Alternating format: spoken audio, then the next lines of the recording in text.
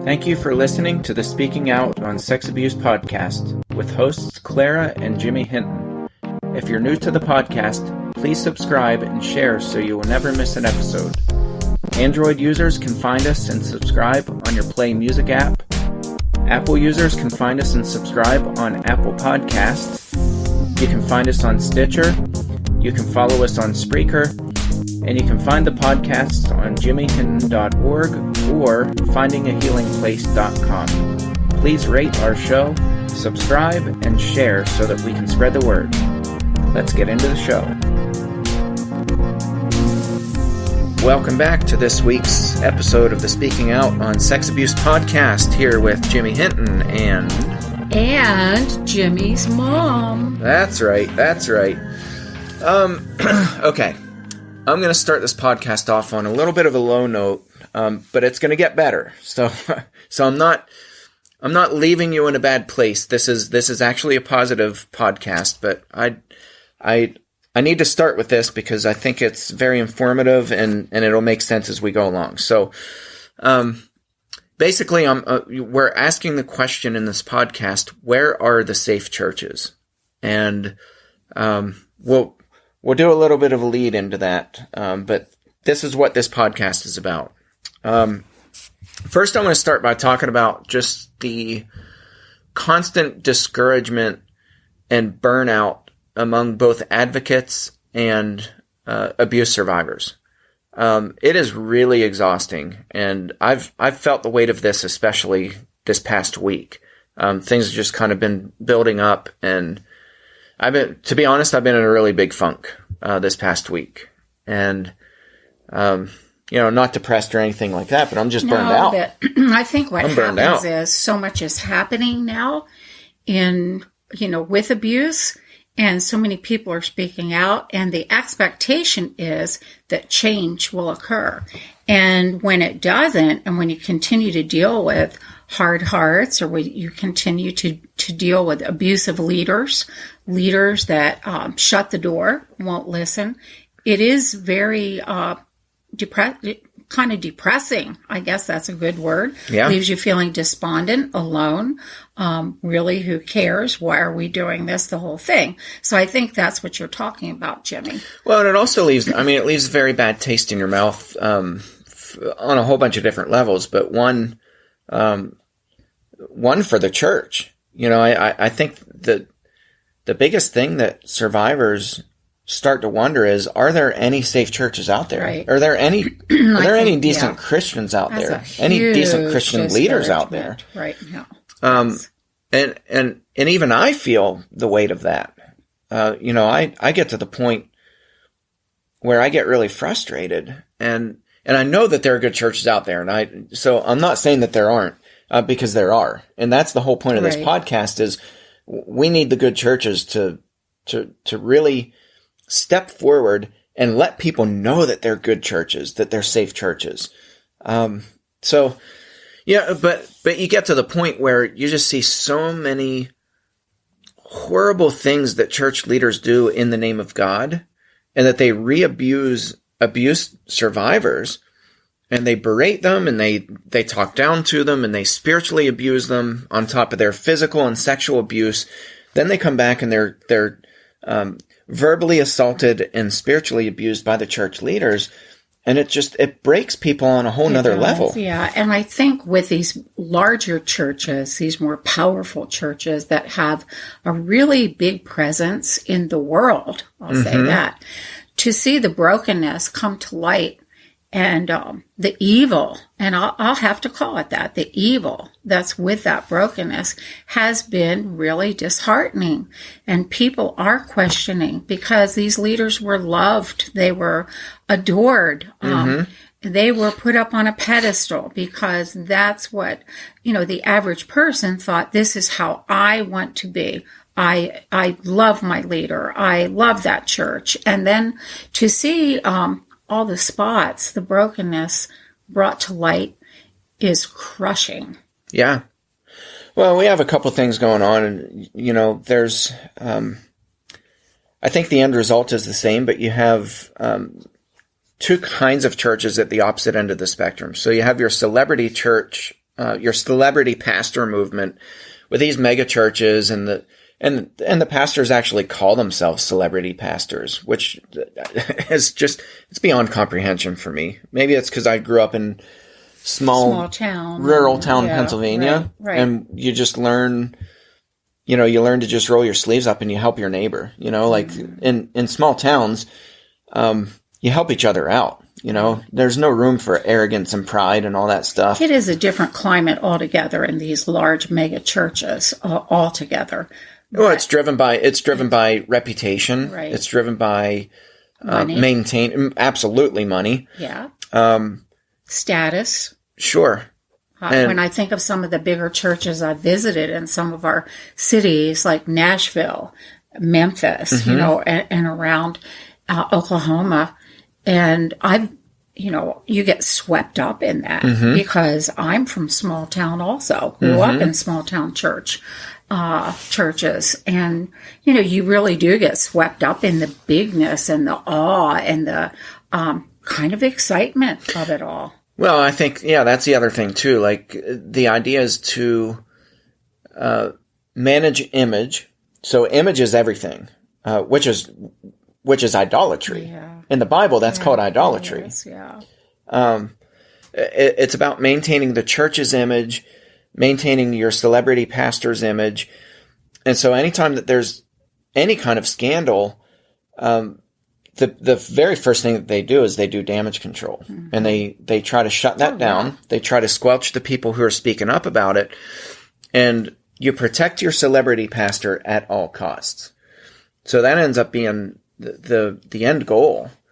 And so everything around that is tied into maintaining that image. And so it's image control not only to protect your celebrity pastor, but you have some major fundraisers, or donors rather, at these churches who are given bukus of dollars. Yeah. Just pumping tons of money into these churches.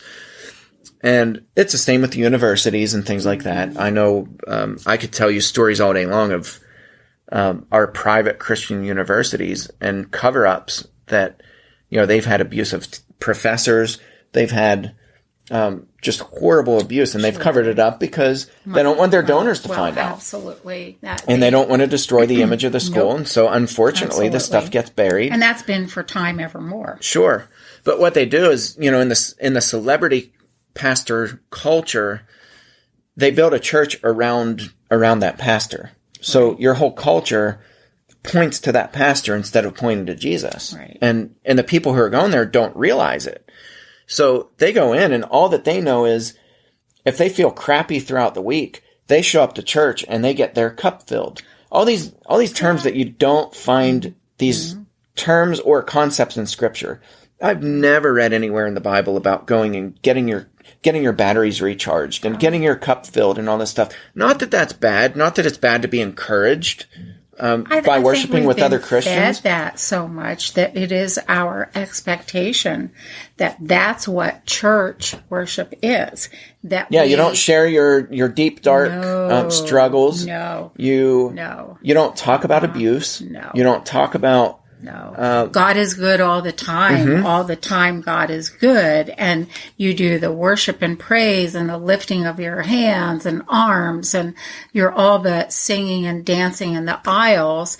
God forbid you want to share your brokenness. Sure. Because it is a downer. And you're there for the uplifting, and like we both said, that's not bad. But that's not the purpose. But that's the supersize me diet that I was talking about in a few podcasts ago. And I loved that example. It's the junk food of Christianity where we get the gratification to walk in the door because you do feel better temporarily. You walk in and you get caught up with, there's this electric atmosphere and people are smiling and people are lifting their hands up and they're praising God and then you walk out the doors and you crash. And inevitably here's the question that people start to ask themselves, what's wrong with me? Right. So they walk out and they're like, I must be a bad Christian because, the pastor is talking about all this stuff, and it's all good, and it's all positive, and put your faith in God, and Christ will help you overcome. But it's all superficial. It's so hard on people. The message has enough truth in it that we are, these celebrity pastors are the serpent in the garden. Mm-hmm. There's enough truth mixed in the statements that it's enticing, but there's also lies that are cloaked within those truths. It's cloaked enough that you need more. You need to go back. And so you become dependent. You become dependent on that. That's right. That's the word I wanted you to That's use. Right. You do. And you give of your money. You give of that hour every week. You give of your praise because you need it. You are connected now. Yeah. You have been drawn in. You've been hooked. So the mega churches, they need to maintain that. Because it's all masked in growth, church growth. It's all about growing the Lord's church. Growing. What they mean by that is growing the numbers. Not growing people's faith and growing them to spiritual maturity. So that's on the celebrity pastor movement side, and then you have the small church culture, where churches they really believe that what they're doing is right. But it's still about maintaining control. Okay, so I'm going to try to explain this in a way where it makes sense.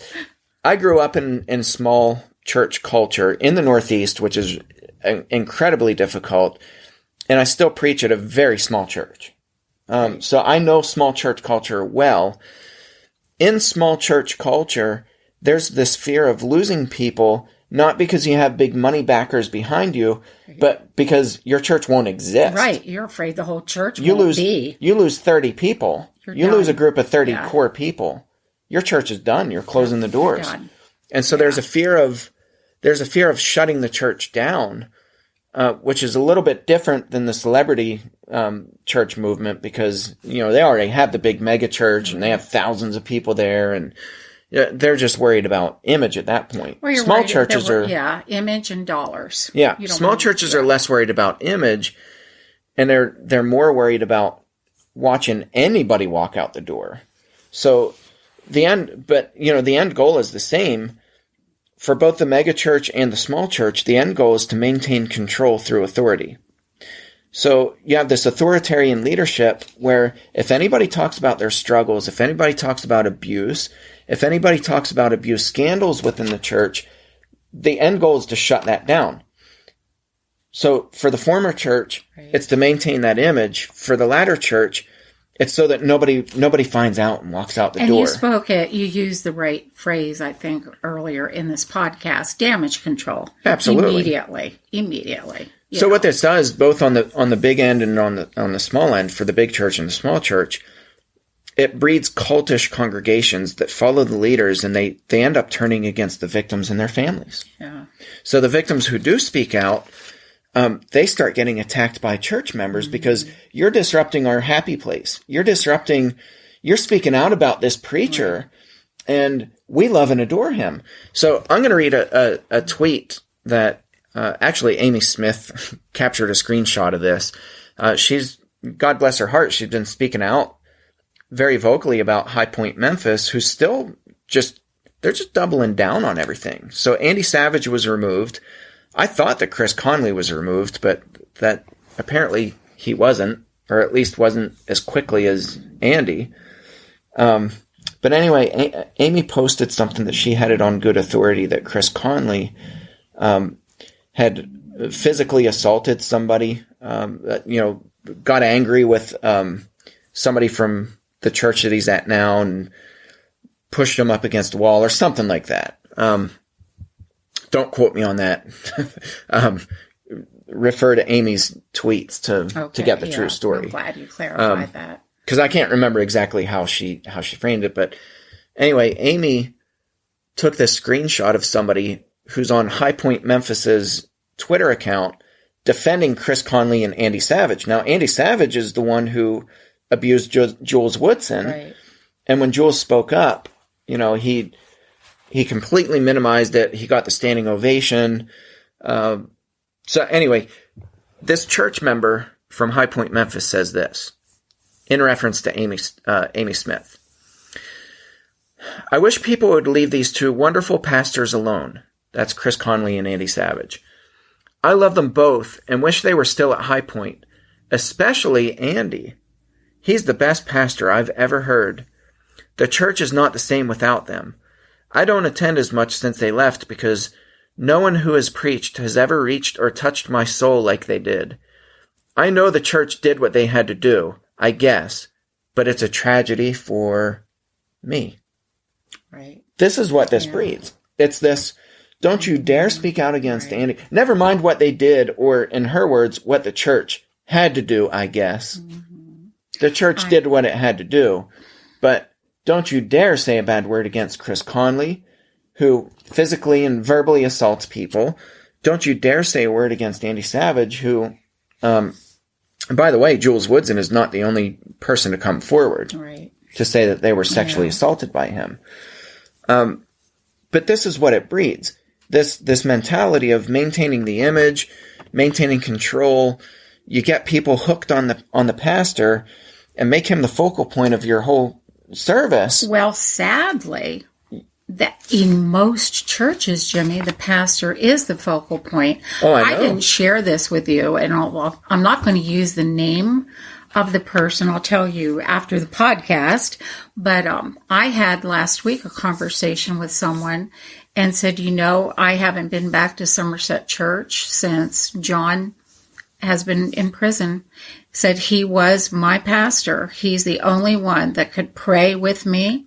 He's the only one that made me feel welcome. He knew what I needed, and went on and on and on. And I could have sat and listened to that. I couldn't have done it. It was hard to hear it, but I get how people get hooked on a person and get dependent on that person. I really get it.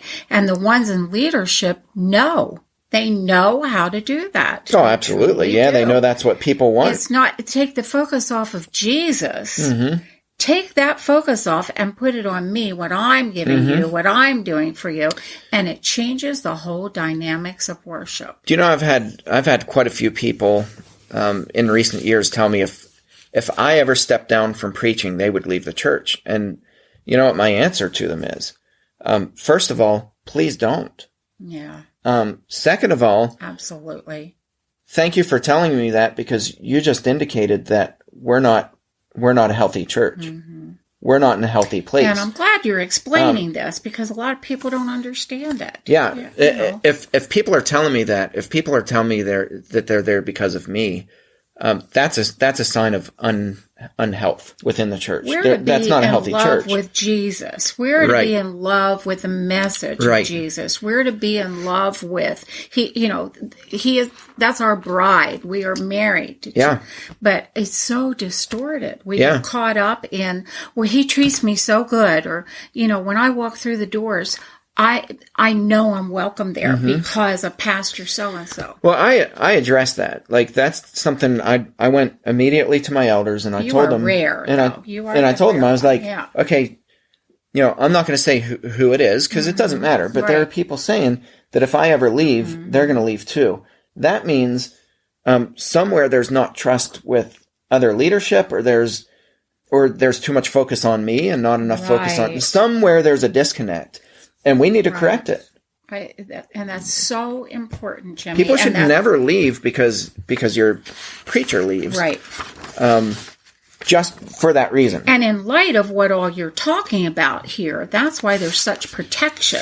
Those people that said that to you, if you think they wouldn't be there to protect you. Oh, absolutely. That would play right into my hands if I wanted to use that. That's why I could intensify that feeling. Absolutely. That's why we're explaining this. But my thing is, you dismantle that feeling and you say, no, don't, but you're not going to be here because of me.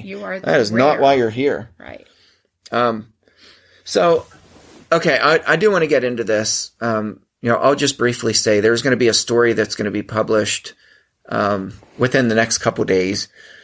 And this is a church locally here in Pennsylvania where I've been working with the victims of this horrible awful abuser. This guy is just a monster. He has many victims, several victims that families are pretty sure that they were victims have committed suicide. There are many victims who we know of who are his victims, who've come forward as his victims. They're not in a good place. This church kept the abuser after they found out what he did. Not only did they not aggressively try to turn him over to the police and things like that, but they radically protected him. And they continue, and this has been going on for a long time. And I've gotten very close with the families. I've kind of walked them through this for 2 years now. Yeah. They repeatedly get berated. They get lectured. They get cornered privately, constantly. In fact, it just happened again last night. Because when my friend, I won't say who it is, my reporter friend at the time, because it's not been published yet, but I will share that wildly. I will share this story because it needs to be told. When my reporter friend called the elders to see if they had a statement and, wanted to give their side, these elders not only did not talk to my friend, but then they cornered the parents of the victims privately and berated them for giving their phone numbers out. And they were shamed. They were humiliated. They were threatened. So this is the kind of stuff that needs exposed. Absolutely. This is the kind of stuff that when you hear about that, you get to the point, both as an advocate and as a victim, and you say, are there any good churches out there? So the answer to that is yes, there are. But my plea is, well, I guess it's another question. Where are they?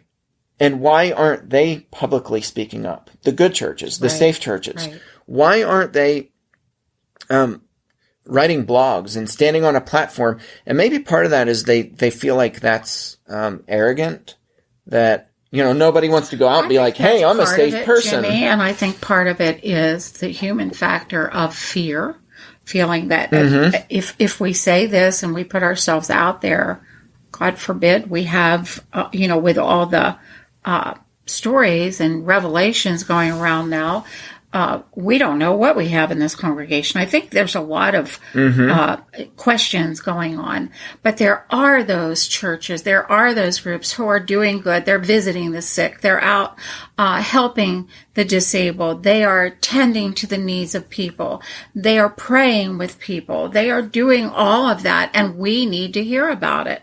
Well, and most importantly, there are churches who they'll do the hard thing and they'll shield victims and vulnerable people from abusers. When they know that there's an abuser and they're a chronic abuser, a serial abuser, they won't allow that abuser to step foot on property. Right. And that's what we need to hear about. Yeah. Like, hey, this is how we handled it, and this is why, and this is why we think this works, and it will work for you too. That's right. This is the godly way to do it. So, I think we, both advocates and survivors, and there are survivor advocates. Well, actually, most survivors are advocates. Yes. So I don't want to make a separation there, but people who've been badly injured by the church and who witness churches injuring people badly, we all need for safe churches to speak up and to rally together and to network with each other to rally for justice. Right now, the healthy churches are being overshadowed by all the horrible ones, and you don't hear stories about good churches. People contact me regularly, and they're like, "Are you the only one out there, who has a safe church?" No, I'm not. And believe me, my church is far from perfect. We're far from perfect. With the problem / sin, evil, you did the right thing. Yeah. The church did the right thing. Sure. Continues to do the right thing. And my elders are very, very, very supportive of the work I do. Absolutely. They have been awesome. 100% supportive of this work that I do. And there have to be other churches out there who are doing that. And that's what your plea is. Speak up. Let us hear.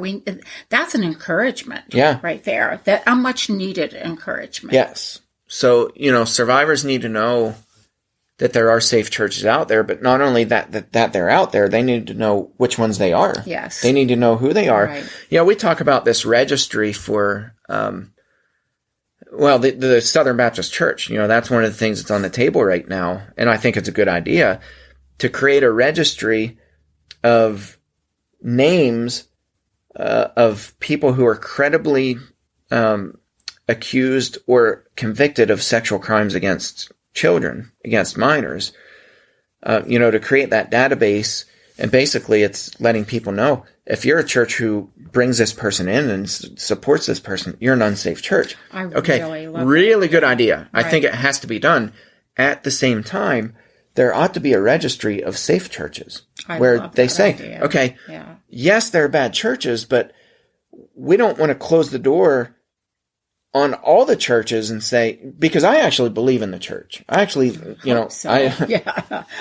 love the church. Jimmy, I know you the church is the bride of Christ. Yes. And right now, she doesn't much resemble the bride of Christ. And there's so much evil and so much cover up and so much abuse that's going on. So what I want to see happen is that the safe churches that are out there, one, we know who they are, where they are. And so whether it's the churches speaking up and saying, hey, here's what we're doing, and here's what we're going to outline some things that we do, or whether it's survivors who are part of those congregations who are speaking up saying, hey, I go to a church where I'm a survivor and I feel completely safe. Right. And here's why. And I have no problem bringing my kids here and my kids are safe. And here's why. Those churches are out there. I know they're out there because I interact with some of those churches. Right. They're out there. Yes. But we need to know who they are, where they are. But the other thing, I'm going to go a step farther. Safe churches need to call other churches within their towns and their communities to do the right thing. And I'm going to give my elders credit for this because they were the ones who, they suggested this a few weeks ago. They said, Jimmy, why don't you contact the media in our town, and why don't you get cameras here, and we'll be happy to be recorded. Jimmy, we'll be happy to go on record. Shared that with me right prior to the podcast, and I think that is awesome. Yeah, what they want to do is challenge. Volumes. They want to challenge other churches in our town to be safe churches, because we hear stories that are awful with right here in our town of Somerset. I hear them all the time. Right.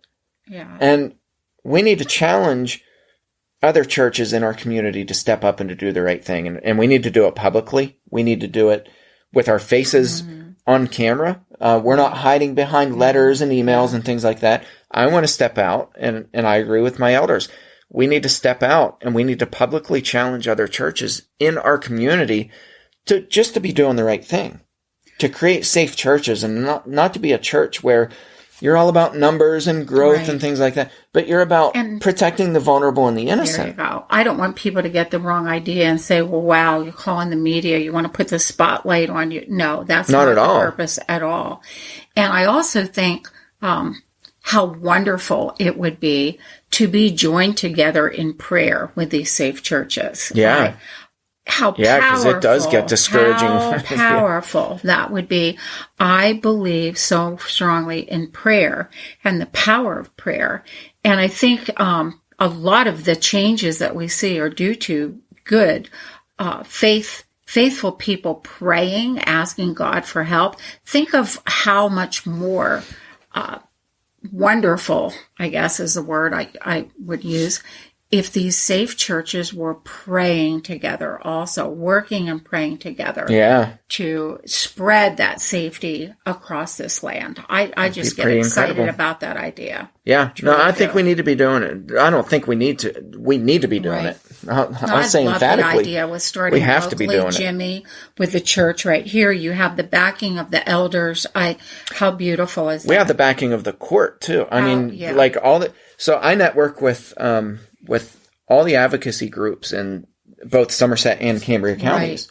Right. I've gotten to be really good friends with them. Mm-hmm. Like we have the support of our local police department. They've been incredible. They're and I great. think part of the reason why, Jimmy, is because you, along with the elders, with church members, you have exposed yourself. You've been out there from day one.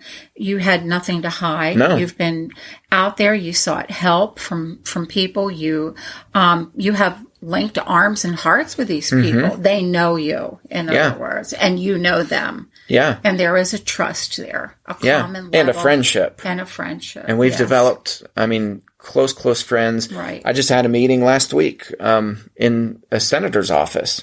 We're getting to be friends with people, and it doesn't matter. And I'm not saying, well, we go to people who are in high places. No, that's not the case at all. It's just we're networking constantly, always asking for advice, for direction. I think that's a beautiful part. You're not out and there we're all helping each other. A horn. No, we're helping each other. Right. There you go. So, I encourage people within your own community just to network with people and let your community know. If you have a safe church, let the community know who that church is, and get that church to challenge the other churches within your community to be safe churches, and tell them what they can be doing to become a safe church. Love it. Because if they have a teachable spirit, they're going to listen.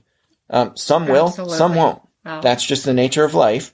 I think people are seeking the safe church, though. They're seeking it. We know they are, and don't know where to go. Yeah. So they need to know, hey, we are a safe church in this community. Yeah.